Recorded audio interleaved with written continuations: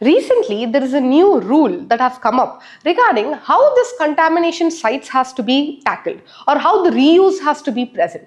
Now, today's session will be focusing on the rules, how the rules have been there, what are the management, what is the objectives that have been there, key recommendations that have been present regarding the rules. Hello everyone, this is Pratyusha. Welcome to Law Excellence. In today's topic, we're going to discuss about environmental protection, management of contamination side of 2025 rules that has been present.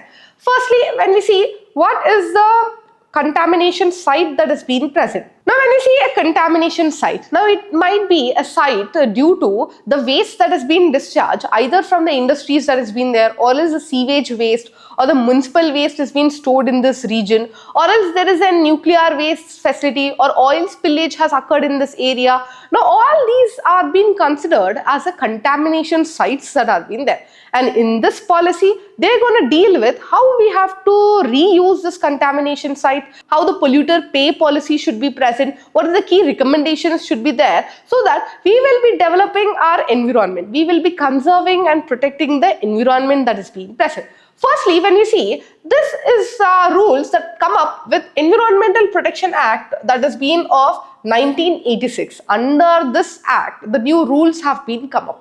The first thing they are going to tackle is that they're going to create a risk-based system to identify where are the contamination sites are being present. Along with that, which pose a threat to the human health and the ecosystems that are being present. Second, where or which contamination sites are being coming under these rules that have been there. So firstly, it is applicable to contamination of hazardous substances. We all know about the hazardous substance. Now, hazardous substance is nothing, but there's some sort of unwanted changes or unwanted substance is being present in the environment, which is causing large amount of health effect or which is causing large amount of damage to the environment. Now, those substances are being considered as the hazardous materials that have been there. Now, if these hazardous materials are being released by industries or else there is a discharge of waste or etc., they will be coming under, or those contamination sites will come under the purview of the rules that have been there. Now, there is one exemption that is being present which can be asked in your prelims exam,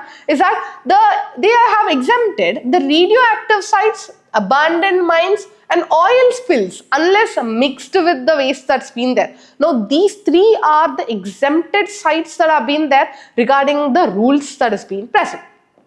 Now, when we come towards the site identification. Now, who is the management authority who will identify this particular site as a contamination site? Now, this particular site needs protection that has been there. Now, it is the local bodies that are being present and also State Pollution Control Board. These are the two organizations, departments that have been there, which will take about the inventory. They'll take a register about where are the contamination sites that are being present, what type of contamination is being present in this region.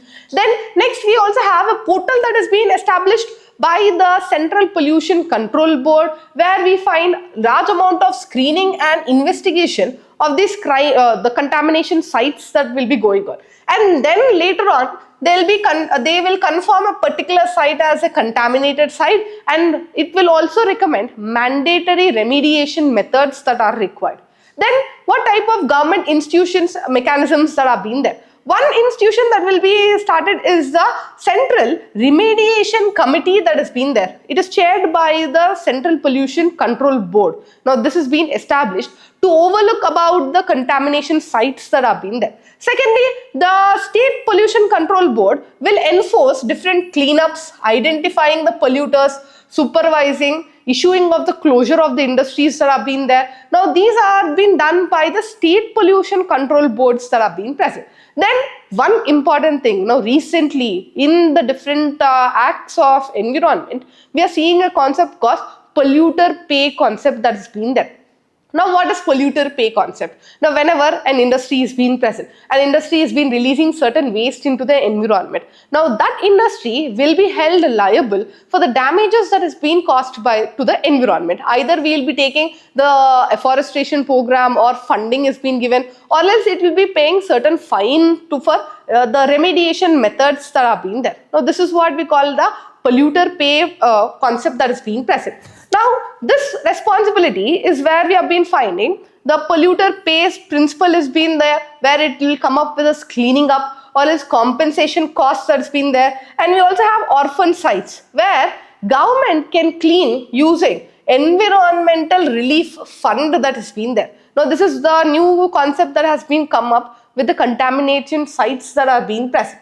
Next, we have funding and cost sharing. Now, how and who and where is the funding that has been coming up? First thing, if there are northeastern states and these contamination sites are present in the northeastern states, then it will be funded by the 90% has been funded by the government, central government, and 10% has been done by the states that have been there. Whereas rest of the states, we have a share of 60-40 that has been present. Whereas if it is a UT region, then 100% it is being funded by the central government that has been there. Then we also have certain voluntary remediation and oversights that are being present. So there is a permit for cleanup and capable, which are capable by the private players under conditions. So private people also can voluntarily come up, take up with the state pollution control boards, saying that they want to clean up this area for a particular condition, for a particular charge that has been there. Then we also have technical oversight experts by the different environmental experts, or else the state pollution control board that has been there.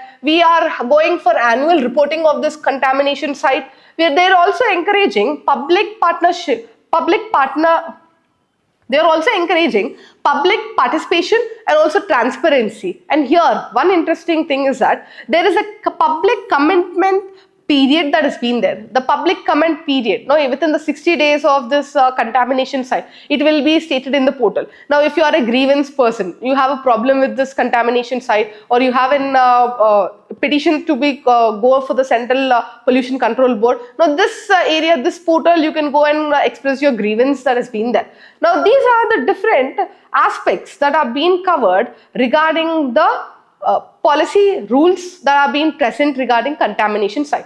Now one thing, the significance. Now we have brought different policies right from the ancient time, or right from the independence period of time. We have large amount of environmental policies that are being present. Now this is where we have the importance of this policy that has been there. First thing is that it is the first legal framework for the first time that has come up regarding the contamination sites that are being there, and it has reinforces the polluter pay principle for the contamination sites, and it also supports sustainable land use and environmental justice, and it also aligns with national environmental policy and SDG. Mainly, if you see, we have two different SDGs that comes under this act. One is SDG number 12, where it deals with responsible production and consumption of the goods that are being there. Then we have the SDG 5, the life on the land that has been present. Now, these two SDG goals can be achieved through this program that has been there. Then we come towards a question, a mains question that has been there. Now, this topic is very important for the environment and also the governance that has been there. Now, the question: what are the key provisions of the Environmental Protection Management of Contamination Rules 2025? How do these rules promote sustainable land use and environmental accountability? Now, first half of the question is easy. So you will start writing the provisions, what are the objectives, what are the key features of this rules that has been present. And the second half of the question, you will be writing how these rules will promote sustainability. Now, you will highlight the polluters pay policy that has been present. You will highlight how it has been helpful in the SDG that has been there. And we also have to show about the environmental accountability that has been there. Accountability, again, portal is being created, liability is being charged by the polluters that are being there, registry is being maintained. Now these all will be coming under the second half of the question. So the answer should be divided into two halves. First half, you will be writing about the rules that are being present. Second half of the question, you will be writing about the second, how it is promoting sustainable use and the environmental accountability that's been there. With this, we can have a holistic approach in answer writing regarding the rules that are being present for the contamination site that has been there. We will again meet with an interesting session. Thank you.